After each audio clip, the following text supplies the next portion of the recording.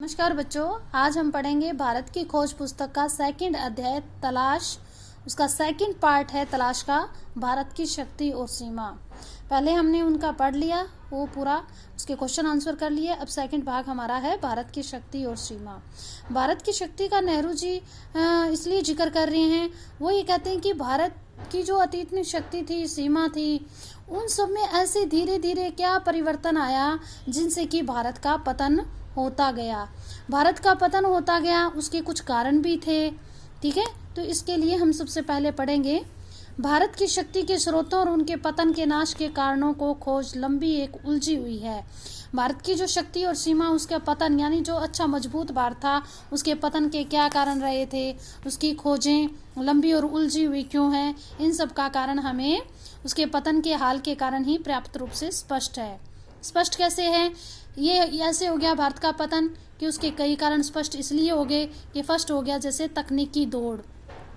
तकनीकी दौड़ में भारत पीछे रह गया, क्योंकि विदेशी आए, भारत को लूट के ले गए, हाल बेहाल कर गए। भारत की जो तमाम जो ग्रंथ थे और थे पुरानी जो अतीत की जो चीज़ें थी, उनको सबको तहस नहस कर गए। तो हमारा भारत सबसे पहले तकनीकी दौड़ में पीछे रह गया। और सेकंड हो गया, इसमें यूरोप इन सबसे आगे निकल गया, क्योंकि वो लोग एडवांस थे, वो ये सब जानते थे कि आगे आने वाले टाइम में हमारे साथ क्या कुछ हो सकता है। थर्ड इसमें ये हो गया, कहते हैं कि ये सभी जो तकनीकी बातें थी, उनमें सब क्या थी, विज्ञान की चेतना में भारत वालों में क्या है था, कमी आ गई। विज्ञान की चेतना यानी उनके अंदर इतनी समझ विकसित नहीं हो पाई जिससे कि वो जल्दी से जल्दी संभल सकें। इस तकनीकी विकास के पीछे विज्ञान की चेतना भी थी, हौसलामंद जीवनी शक्ति और मानसिकता भी थी।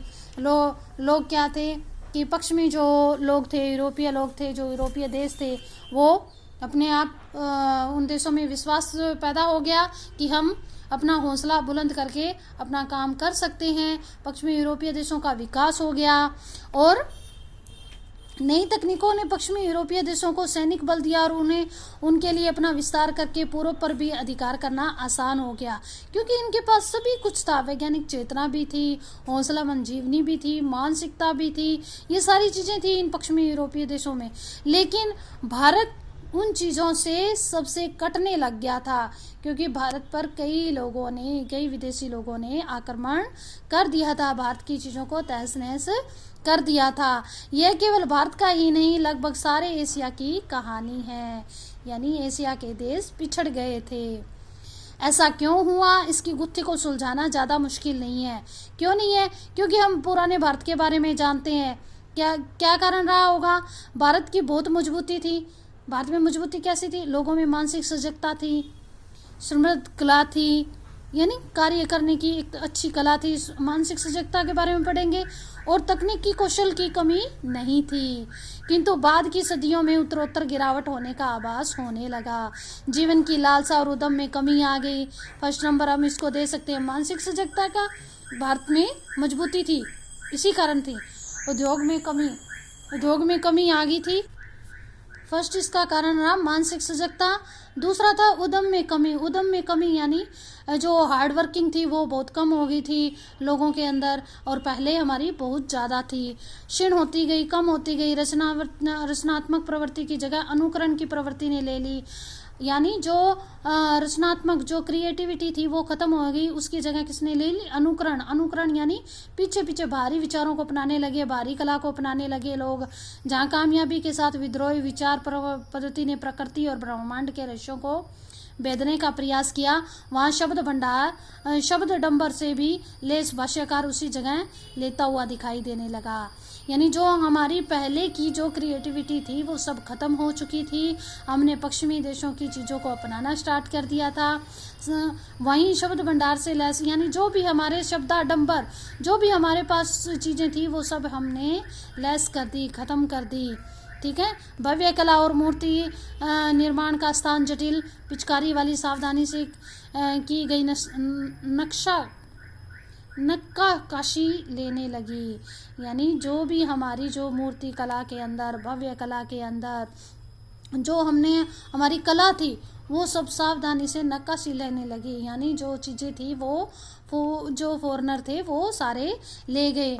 प्रभावी किंतु सजीव सरल समृद्ध भाषा की जगह समृद्ध भाषा भी थी, समृद्ध संस्कृति भी थी, समृद्ध कला भी थी, इन सब की जगह हमारे देश में खत्म होने लगी थी, धीरे धीरे लुप्त होने लगी थी।